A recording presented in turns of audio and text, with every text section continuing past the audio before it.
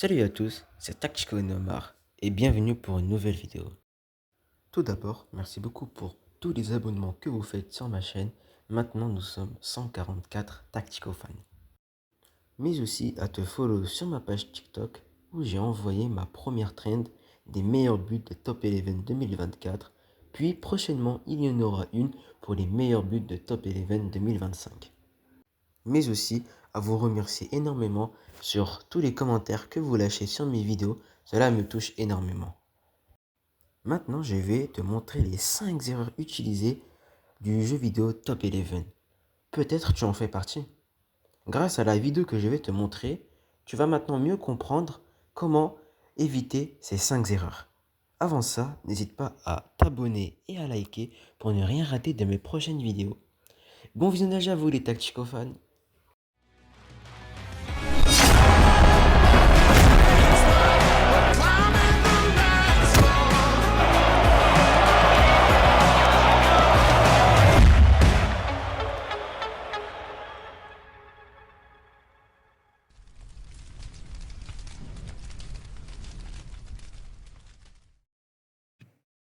Salut à tous et à toutes les tactico fans. Aujourd'hui, on se retrouve pour une nouvelle vidéo.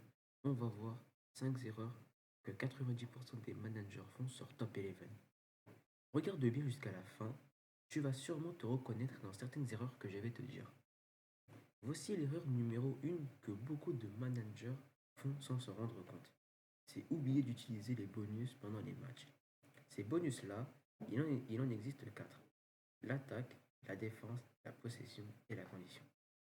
Ils peuvent clairement changer l'issue d'un match. Par exemple, quand tu veux garder ton avance, tu actives le bonus défense. Si tu cherches à marquer, utilise le bonus attaque.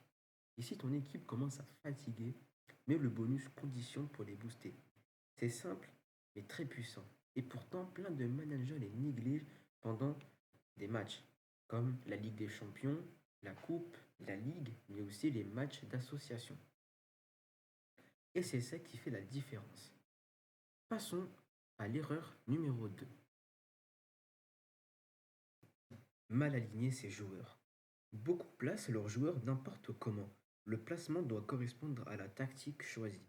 Exemple, si tu veux jouer en 4-5-1 défensive, je te conseille de bien placer ton MDC, tes ailiers et ton buteur. Sinon, tu perds des duels inutiles. Par exemple, sur l'écran que tu vas voir, je vais te mettre 2 images. L'une avec une bonne composition et l'autre avec une mauvaise composition. Par exemple, celui de Nels, composé d'une formation de 3-1-4-1-1, pour moi c'est une très bonne formation.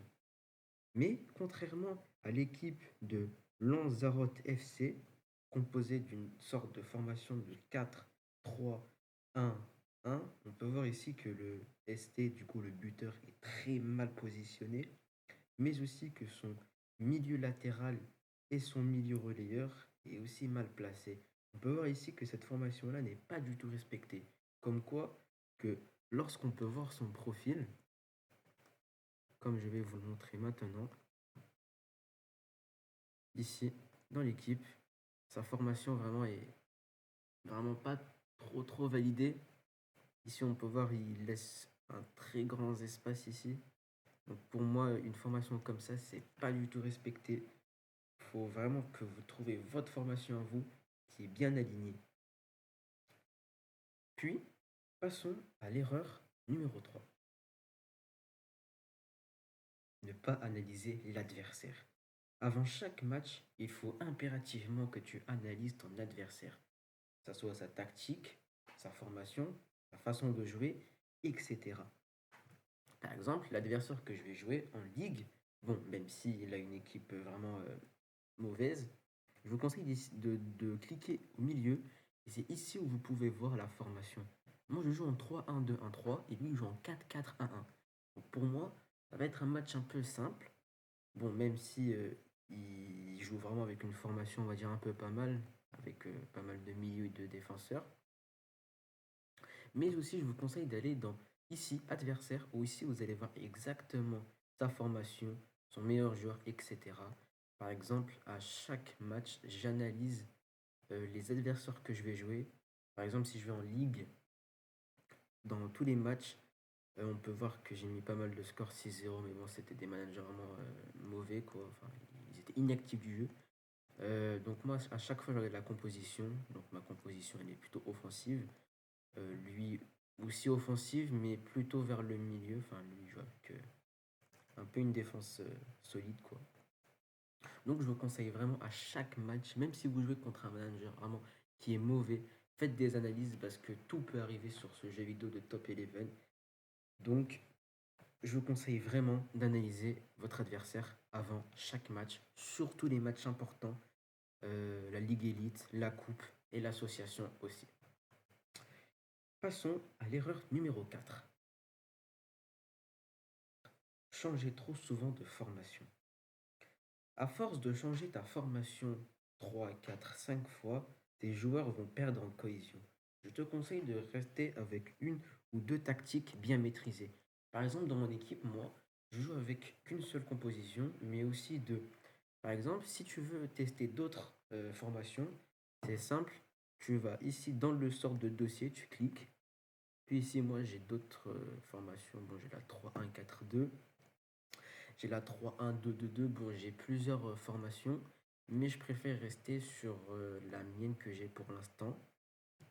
En vrai, cette formation-là, j'aime bien. Donc, parfois, à des moments, dans d'autres matchs, je peux jouer en 3-1-2-2-2, tout simplement.